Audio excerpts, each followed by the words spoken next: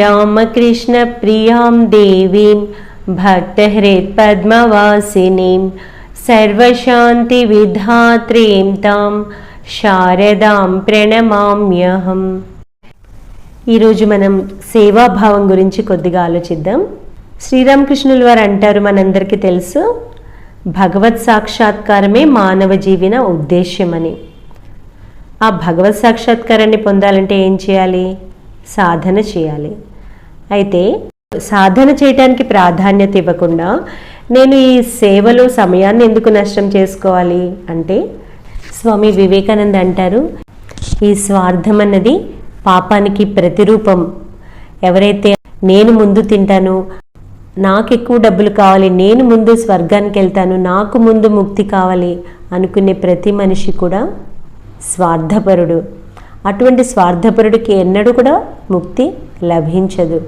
అందుకే స్వామి వివేకానంద ఈ సంఘాన్ని స్థాపించినప్పుడు ఆత్మనో మోక్షార్థం జగద్హితాయచ అన్న ఆదర్శాన్ని ఏర్పరిచారు.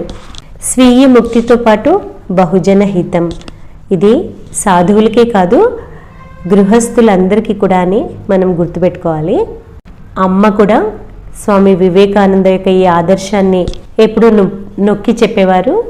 అమ్మ అనేవారు, డబ్బులున్నవారు దానం చేయండి, లేనివారు జపం ప్రార్థనలు చేయండి, కానీ సేవ అన్నది తప్పనిసరి.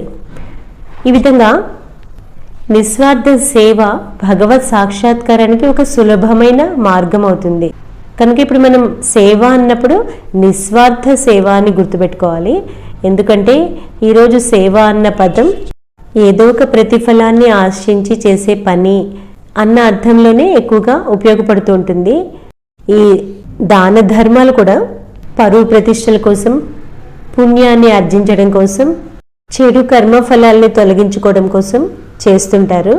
ఇది కూడా ఒక విధంగా వ్యాపారమే. కనుక నిజమైన సేవ అంటే ఏ ప్రతిఫలాపేక్ష లేకుండా చేసేదే నిజమైన సేవ అవుతుంది. అదే మనలోని స్వార్థాన్ని తరిమికొడుతుంది. కనుక మనకి సేవ చేసేందుకు ఒక అవకాశం వచ్చింది అంటే ఈ స్వార్థం పోగొట్టుకునేందుకు ఒక అవకాశం వచ్చినట్లు. అయినా మనలో ఇంకా సందేహాలు వస్తూ ఉంటాయి, ఏమీ ఆశించకుండా అసలు నేను ఎందుకు పని చేయాలి అని. స్వామి వివేకానంద అంటారు, unselfishness is more paying, only people have not the patience to practice it. నిస్వార్థత ఇంకా లాభదాయకమైనది. ఏ మనిషి అయితే ఒక్క 5 రోజులు, ఎందుకు 5 నిమిషాలైనా ఏ కోరిక లేకుండా, ఏ ప్రతిఫలాపేక్ష లేకుండా, స్వర్గానికి వెళ్ళే ఆశ లేకుండా, నరకానికి పోతానన్న భయం కూడా లేకుండా, ఏ ఉద్దేశము లేకుండా ఎవరైతే నిస్వార్థంగా పనిచేస్తాడో అతడు ఒక్క గొప్ప మహాత్ముడు అని. కనుక ఈ సేవాభావం ద్వారా మనం పొందేది మనలోని ఈ స్వార్థం క్రమంగా తగ్గి మనను భగవంతునికి దగ్గరగా తీసుకెళ్తుంది.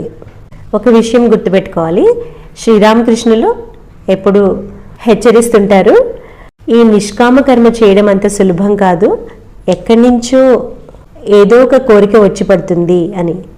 కనుక సేవ ఒకటి సరిపోదు, దాంతోపాటు సాధన కావాలి. వెనుక సాధన ఉన్నప్పుడే ఈ నిష్కామ కర్మ అన్నది చేయగలుగుతాం. శారదాదేవి జీవితంలో చూసినట్లయితే ఈ సేవ సాధన 2 సమాంతరాళంగా సాగేవి.